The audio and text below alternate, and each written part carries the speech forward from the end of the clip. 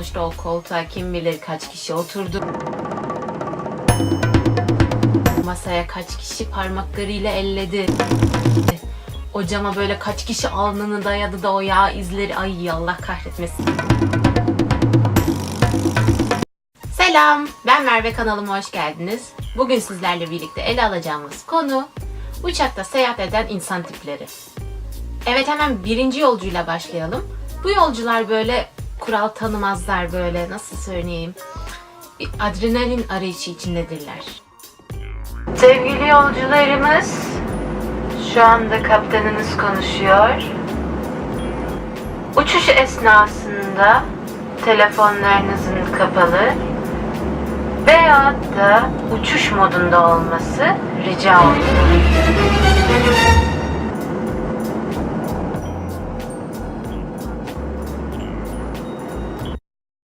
İkinci yolcu tipi ise biraz titiz olanlar. Yani sonuçta o koltuğa kim bilir kaç kişi oturdu.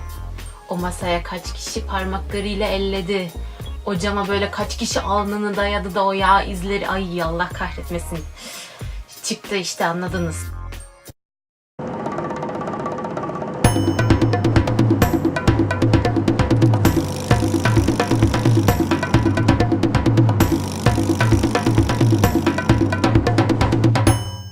Gelelim üçüncü yolcu tipine. Hani ne güzel böyle yemeğin gelmiş, yemeğini yemişsin, yanında içeceğin var, böyle yudum alıyorsun. Sonra bir fark ediyorsun ki benim bir tuvalete gitmem lazım. Ama bir de böyle cam kenarında oturuyorsun, yanında böyle iki tane tanımadığın tipler var. Hani böyle samimiyetsizce pardon, ben bir geçebilir miyim? Şöyle, tamam, teşekkür ederim. Bir de yanındaki yolcu uyuyorsa, onu mecburen uyandırmak zorunda kalıyorsan falan hiç girmiyorum bile. Ve gelelim son yolcu tipine. Ben onlara ayrı bir hastayım. Hani bir şekilde cam kenarına oturmuşsun. Ya parasını vermişsindir ya da şans eseri öyle denk gelmiştir. Şu cam kenarının tadını çıkar. Camdan manzarayı izle. Ne bileyim, fotoğraf çek. Olmadı tak kulağına müziği, hayaller kur. Ama yok. Yok. Ne yapıyor bu tipler? Gidiyorlar, o perdeyi kapatıyorlar.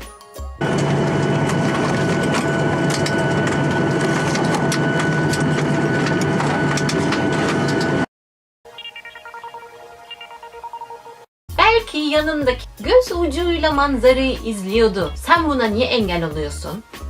Hı? Ben niye bu kadar atarlandıysam? Demek ki çok fazla içimde tutmuşum, patlayasım geldi. Neyse, videonun sonuna geldik. Umarım videoyu beğenmişsinizdir. Beğendiyseniz aşağıda beğeni butonuna basarsanız sevinirim. Bir sonraki videoda görüşmek üzere. Hoşça kalın.